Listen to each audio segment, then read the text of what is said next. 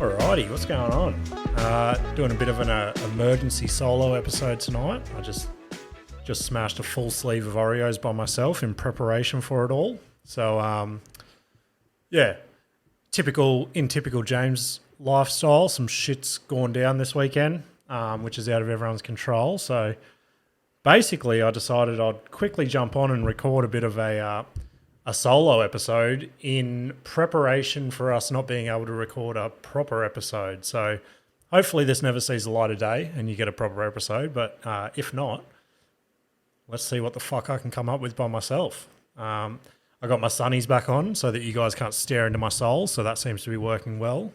And yeah, I guess I should probably just try and channel my inner sort of Theo or Bill Burr or some other cunt that does a solo podcast. Tim DIllon, that is a good fucking starting point. There we go. Tim DIllon's in Australia this week. I was meant to go, but my lovely wife Nikita called me the other day while she was at work and she was like, oh fuck, we got Tim DIllon this week.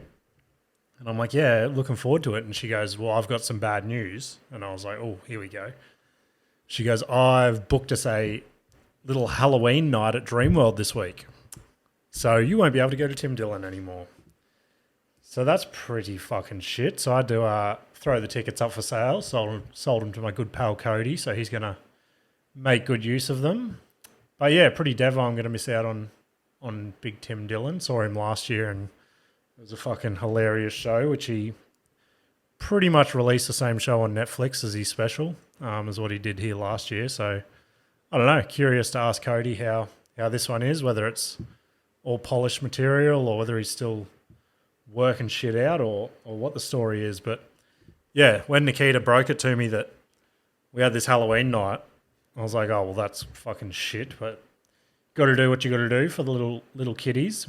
But my breaking point was she goes, what are you going to dress up as? And I'm like, what the fuck do you mean? What am I going to dress up as?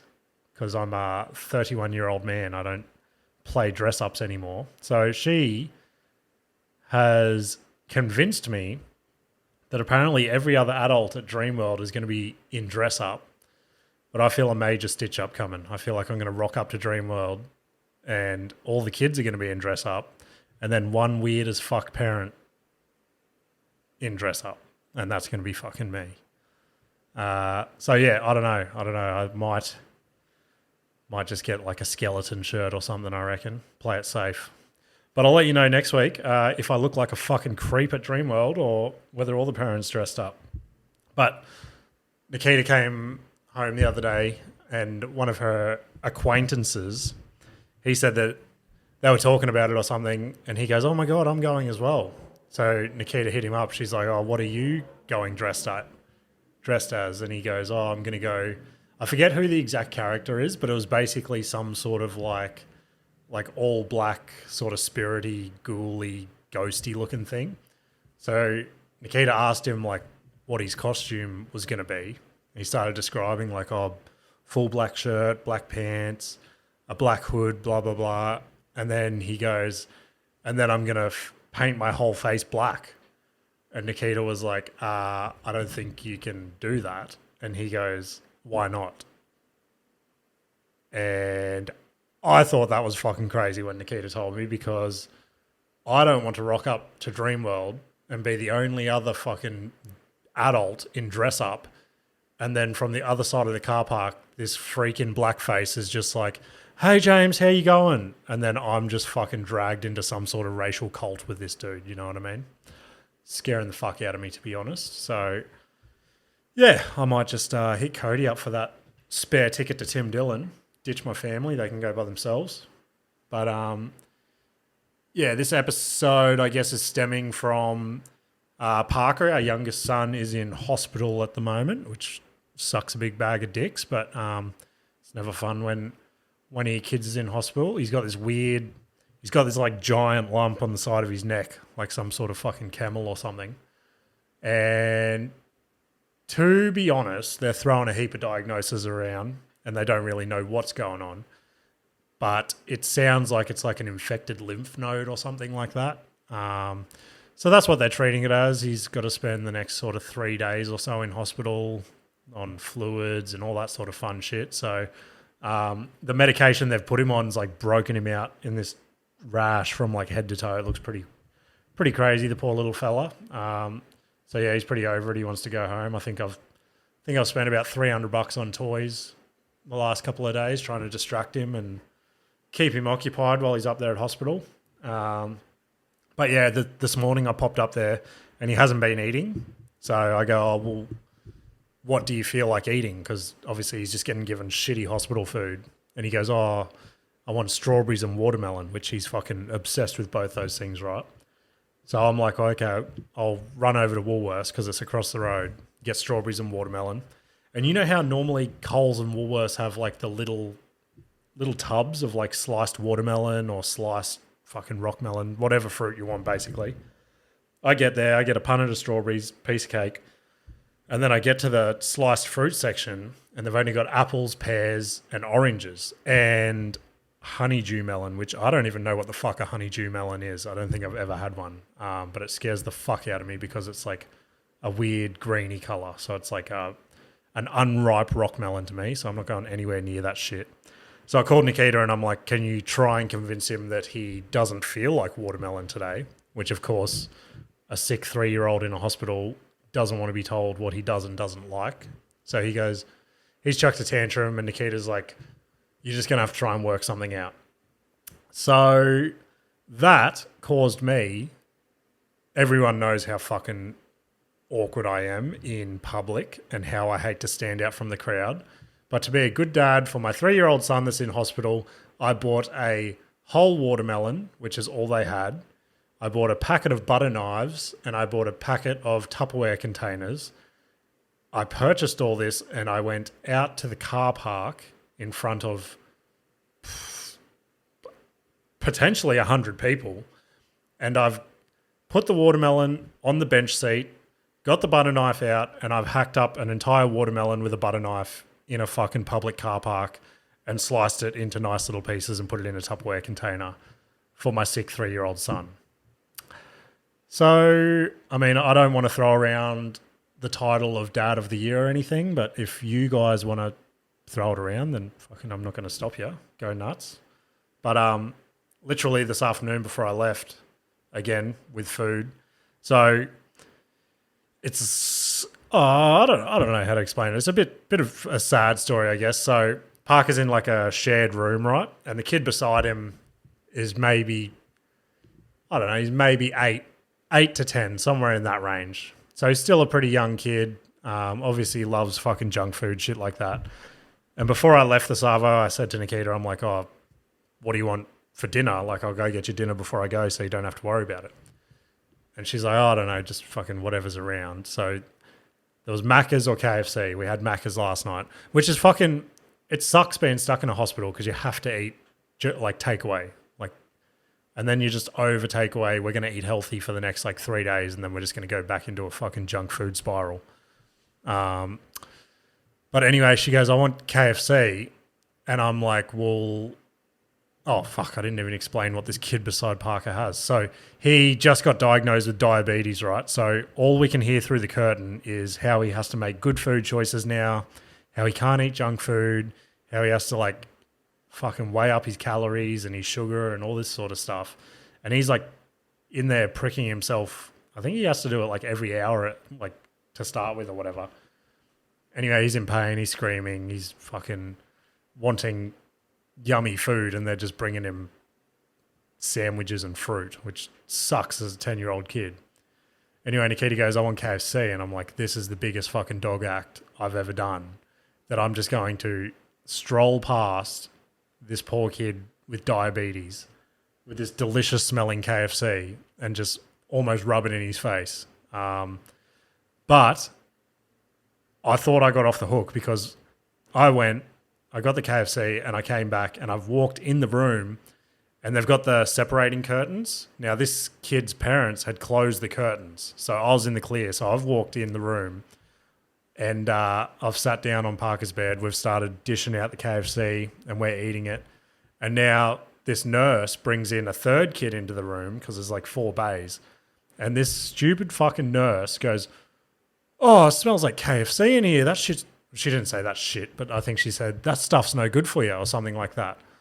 And I was like, oh, that's so fucking awkward because obviously it was the elephant in the room and she's just, again, made me feel awkward as fuck in the entire situation. Anyway, Nikita and I have looked at each other and we're like, what the fuck? And we didn't say anything. But then again, when the nurse set up this girl and she left, she's like, KFC's no good for you, you know that? Like out loud. Like she couldn't even see us. We were behind our curtain as well. And she just wanted to make a stupid fucking point about the whole thing.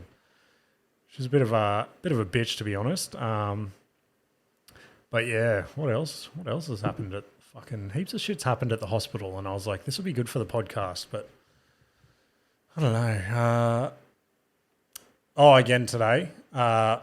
So Mum took Westy up to the hospital, and then I met them at the hospital a little bit later. And Parker had clung to me, and he's sitting on me and stuff. And because he's sick as fuck, he's having like a heap of accidents, like shitting his pants basically. And there was a moment where he was clung to me. He was sick. He was just miserable. And all of a sudden, I've felt my leg get damp, and I've smelt the rankest smell I've ever fucking smelt. And it pisses me off that when you're in a moment of despair and the people around you that you think are going to help you do nothing but sit there and laugh as loud as they possibly can while you're covered in shit, and you're trying to still love your child that's obviously still sick and depressed, just trying to cling to you, but you're trying to force them off you because you're covered in their disgusting diarrhea shit. I feel like family members in that moment should help out other people instead of laugh, even though if it happened to anyone else, I would 110% be the one laughing the loudest in the room. I think Nikita said it did happen to her a couple times earlier today.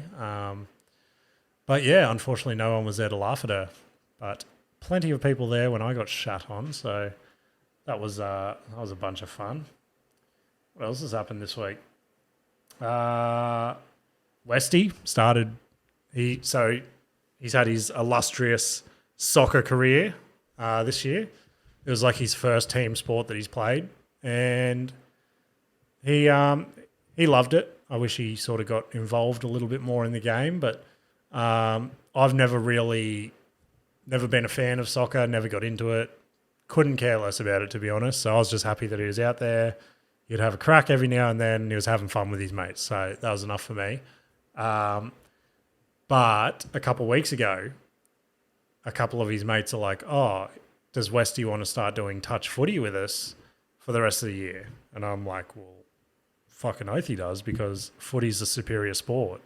And Westy actually, like, for the last couple of years, he's been obsessed with footy. Like, he'll sit there and watch every game. This year he died off a little bit, but he'll be out from sunrise to sunset, kicking the footy in the backyard, just trying to do whatever he can, watching freak kicks and shit on YouTube, trying to reenact them.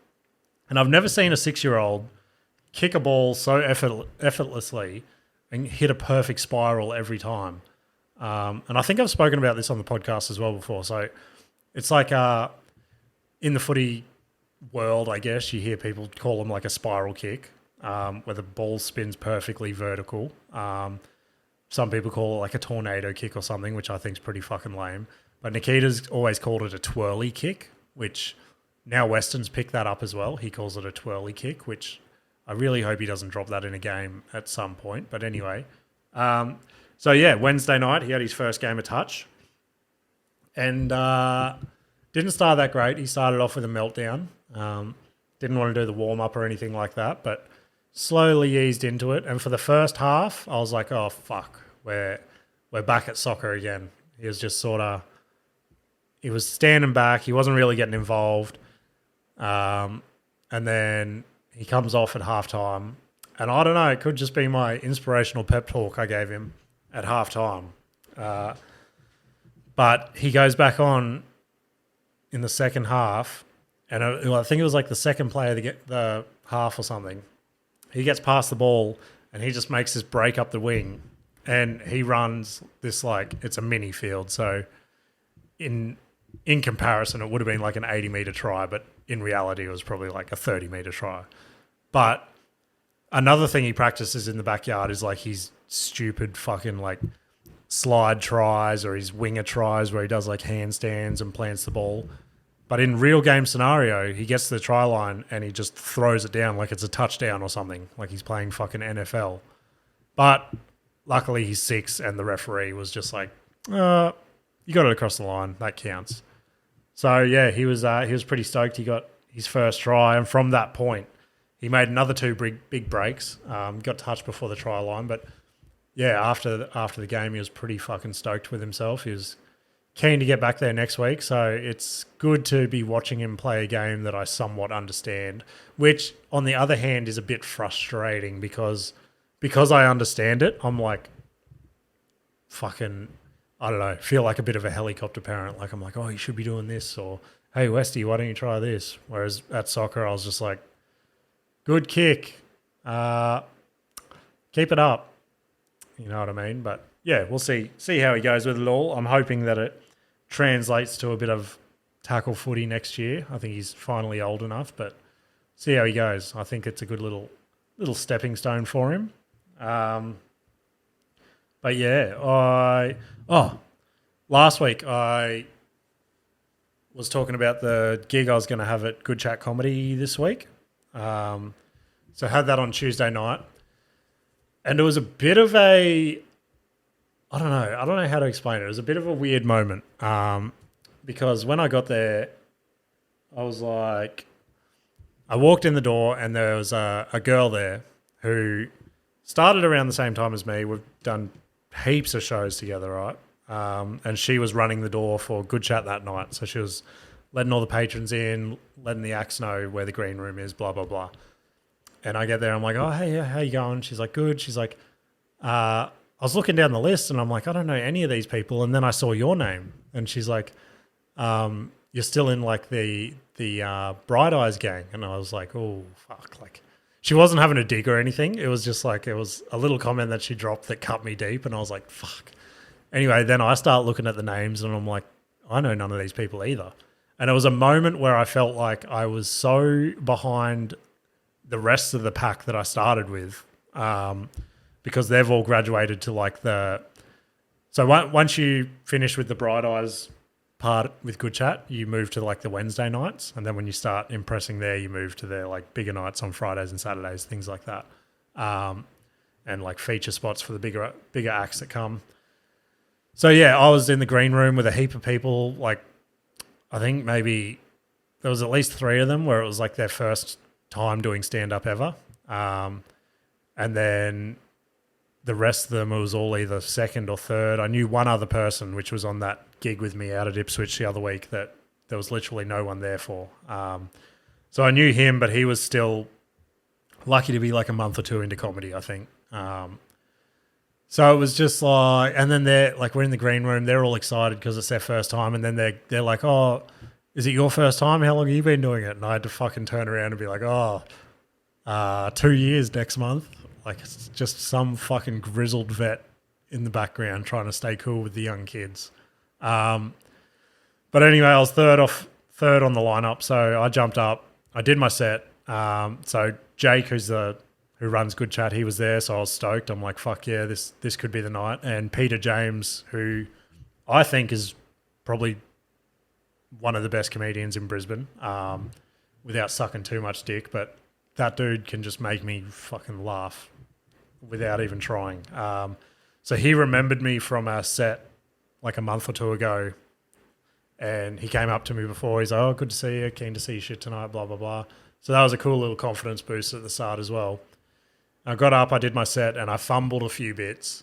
So I was in my head, and I'm like, fuck. So I got off stage, and my whole set can go incredible, but if I mispronounce one word or if I like stutter something, I'm like, the whole set's fucked. Like, why am I wasting everyone's time here? So I got off the stage. I was like, fuck, that sucked. Peter James got on, introduced the next one, and then he came out to me at the back and gave me props. He's like, oh, that was a 6 set, fucking funny shit, blah, blah, blah. And I was like, oh, thanks.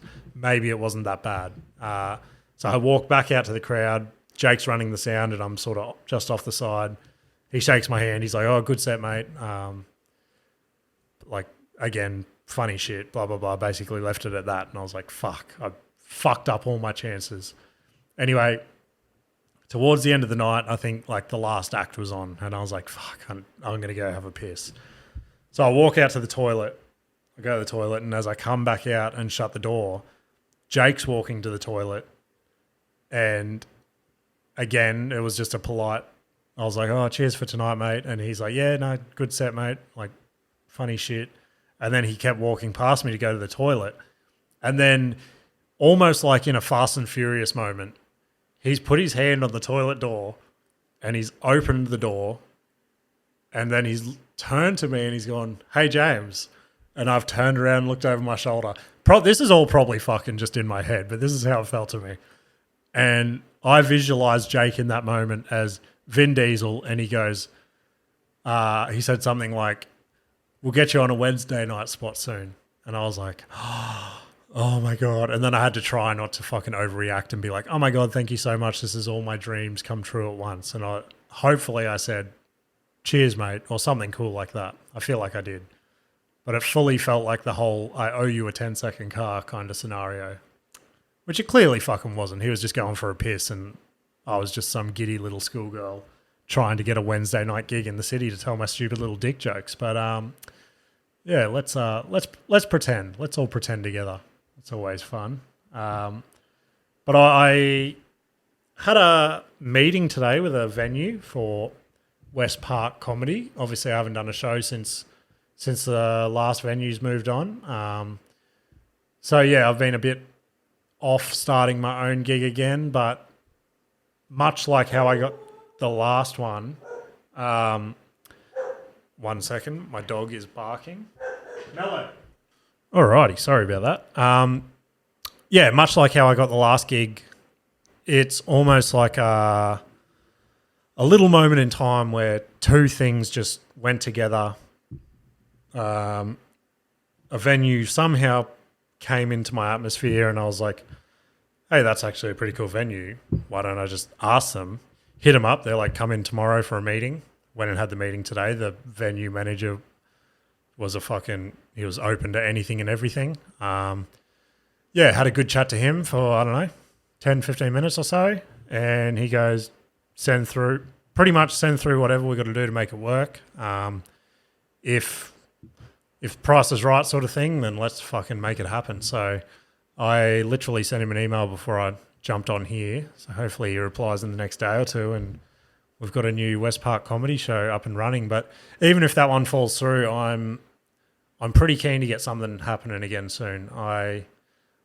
Obviously, like we spoke about last week, I quit my job and a big part of that was to focus on this a bit more, pushing the podcast out there a bit more, and also writing more stand-up and performing more stand-up, which hopefully it all works out with the flexibility of working for myself. I can chisel aside an hour or so of the day that's my writing hour. Nikita and the kids aren't going to be home. I've got no excuse. Sit down and write, you lazy fuck. And yeah, same deal with booking more shows. I can be out a few more nights a week and then to help Nikita and the kids, maybe the next morning after I can start work at, I don't know, 8:30, 9 o'clock, help with the school drop-offs and stuff, which, to be honest, that was one of the best parts of working for myself originally, was being able to do school drop-offs and just go to every school event and things like that. Whereas working for someone, I feel like, and my current boss has been fucking incredible with the whole thing, to be honest. But it's always felt a bit like asking for permission if I need time off, which, again, he's never said a word. He's always been sweet. He's like, yep, whatever you got to do, just go do it. And I don't know. I think it's just, again, like when I fuck up in one of my sets, it's all in my head. If I fuck up a set or if I'm cutting a watermelon in a public car park, I just feel like everyone's just staring at me. But obviously they're not. No one gives a fuck about you. But yeah, I was going to tie that into something. Yeah. So I feel like last week we were having a bit of bit of fun with the whole James quitting his job thing with Adrian and Nikita. But there was a funny, not necessarily funny, but I found a somewhat funny side of it when I quit. So I didn't want to touch on this with Adrian because obviously, like, everyone's got ties, things like that. And again, fucking major props to my boss and stuff. He's been so helpful. But the day that I quit was awkward as fuck because it all went down. He gave me a call. I was in a pissed off mood. I'd been pissed off for maybe a couple of weeks. I was ready to pull the pin as it was, and I had decided that at the end of that week, I was going to quit, basically. I'd pretty much lined up everything that I needed to do for that to happen. So that was going to happen on a Thursday. On a Wednesday, the Wednesday before, he calls me and he goes, "Hey, can you come over to my office? I got to talk to you about a few things." And I was like, "Oh, fuck, here we go." So I walk over to his office and he's sitting at his desk with a piece of paper and he goes, "This isn't a good piece of paper." He goes, "It's one of those letters." And I was like, "Oh, fuck." It wouldn't surprise me. Like the shit that I say around work, like the shit that we touched on the other week about me calling people dumb cunts or asking them sexual questions and things like that. It honestly wouldn't surprise me if I got a written warning or instant dismissal or something. So he opens the piece of paper and he goes, "Oh, just joking." And it was the opposite side of the thing. So he presented me with a new employment opportunity, let's call it. So it was more money. There was a new sort of bonus procedure and things like that in there. So there was a lot of things that were very positive and possibly would have made my time working there a little more enjoyable for a couple more weeks, so to speak. But still, at the end of the day, I knew I was done there, so I just had to pull the pin. So he's presented me with this whole thing, more money, fucking bonus system, everything you could ever want, basically. And then I had to go, "Look, I'm so sorry. That all sounds amazing. But I was planning on quitting tomorrow." And that moment was awkward as fuck because in his head, he was like, "Fuck yeah, I'm going to present James with this and I'm going to get a lifelong employee." But in reality, I just ripped his heart out and stamped on it. Like when Lisa breaks up with Millhouse. That's exactly how it felt. I was Lisa. That was fucking stupid. I'm sorry I laughed at that. But yeah, I don't know if anyone else will find a funny side of that, but I thought it was ironic or something like that. Some Alanis Morissette lyric. But yeah, I think obviously it's going to be a shorter one tonight because it's just me by myself here, and these solo ones, I don't know. It seems so easy when you hear other people do a solo podcast because a lot of them talk about like news and shit like that, but I honestly don't get involved in any of the news. Like so much shit going on in the world at the moment that I know nothing about. Ash sent me a fucked up video the other day that honestly ruined half my fucking day about like the whole World War III thing kicking off. So yeah, that shit seems scary. But again, I'd head in the sand, fucking live my own life, see what comes, just keep making people laugh with my dumb little dick jokes. The war that I'm most looking forward to, some breaking UFC news this week. We don't get to talk about UFC much with old Adrian on here because he's not much of a sporting fan. I don't know if you guys have picked up on that, but I'm obsessed with UFC. Like, I don't know why. It's just I think, honestly, talking now that everyone knows about my obsession with WWE, I feel like that's the natural progression for when you hit adulthood. Like you move from WWE to UFC, like it's real wrestling, just the storylines and the drama and shit like that. So UFC 294, I think it is. It's on next weekend, I believe. They had all their co-main event and their main event lined up, which were, look, they were good fights, but I was not going to pay for the fight card. I did not see my money's worth in it. And then part of my skeptical conspiracy brain was wondering if other people thought this as well, and UFC was tracking the pay-per-view charts, and they're like, oh, fuck, this isn't selling too well. Let's cause a couple of injuries on here, which we've seen pictures of the injuries and stuff. You can't fake that shit. Oliveira split his eyebrow open, which when I say eyebrow, it's half his face is hanging off. And Costa he seems to have an injury all the time, but I forget if it's his knee or his shoulder or some shit this time. Something. Anyway, they've both dropped out. And to step in for the main event is none other than Aussie legend Alexander Volkanovski, who fucking every time he fights just makes you proud to be an Australian.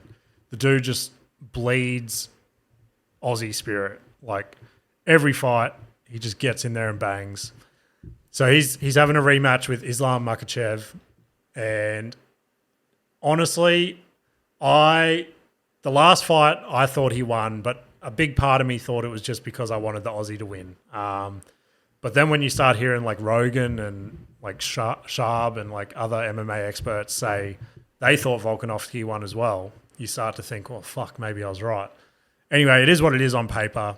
Islam got the win, but on 11 days' notice, Alexander Volkanovski is going to step in and fight Islam Makhachev, which I think is going to be fucking sick. And I genuinely hope he gets the win this time, becomes double champ, and becomes, honestly, I don't know. There's a huge argument for him to be the UFC GOAT at the moment. And if he does this, I don't know. What else is left for him? Fight John Jones, which I'd be down for. John Jones in Brisbane. I'll do commentary right beside Rogan. I think that could work. But yeah, the co-main as well, fucking Hamzat. He's just the scariest cunt in the UFC at the moment. No one wants to fight him. Just this scary... I don't even know. I think he's Russian, maybe? But he's just a scary cunt. And all he says is like, I'm going to smash you. Like, he's like another Khabib sort of thing. Anyway, Costa fell out of that fight, and one of the welterweight goats, Kamaru Usman, he steps in to fight this guy, which I don't know how to feel. I think it's a fucking sick fight, but part of me is like, I don't want him to lose too bad because he's such a legend sort of thing. I fucking hope he wins, but like I said, Hamzat's just a different fucking animal, and I guess we'll see what happens. The other thing, so on the back of all that, since I've started the podcast, a big thing I've wanted to do is do like almost like a rip-off Fight Companion. Not call it a fight companion or anything like that. Call it fucking whatever I want, really. Just treat it as another episode. Almost just do an episode, but have the fights on in the background with a couple of boys in here. We drink, watch the fights, and we'll react to the fights, but we'll still be talking the usual fucking dribble we always talk. So yeah, there is a whisper that now that next week's card is so fucking stacked, maybe we make that the first one. And I don't think we have time to get all the live facilities and things like that happening, so you can watch it on YouTube along with the fights like a lot of other people do. So for this first one, I think I'll just get a couple of boys in possibly. We'll watch the fights and we'll just post it as next week's episode. Obviously, you'll already know who the winners are, all that sort of shit. So don't tune in for your fucking up-to-date MMA news. It'll literally just be a heap of drunk blokes watching the fights and talking absolute fucking nonsense. But I think it's a good little trial show. Obviously, if fucking Volkanovski gets the win, I'm going to be hyped as fuck. I'm going to be up on my knees. I'm going to rip my headphones out of here. And I know a couple of the other boys that I'm talking to about potentially coming on are the same way about UFC. So, yeah, I reckon we're going to do it. Yeah. I reckon we're going to do it. So let me know if you think next week's episode should be a bit of a fight companion. And yeah, we'll make it happen. But again, to finish it off, I don't know if it's you guys doing it or whether we're in a weird little algorithm at the moment, but we're making a slow bit of growth, which is pretty fucking sick. We're not anywhere near hitting any charts or anything like that, but every week we're slowly getting more and more downloads, which is sick. I don't know if it's you guys sharing it with your best friends or, yeah, like I said, we've hit a little niche algorithm of people that just like dads that podcast out of a meth lab and make absolutely no sense. But yeah, appreciate whatever you guys are doing to grow the show. Just keep it up. And yeah, let's see where we can take all this, eh? But again, appreciate it and see you next week.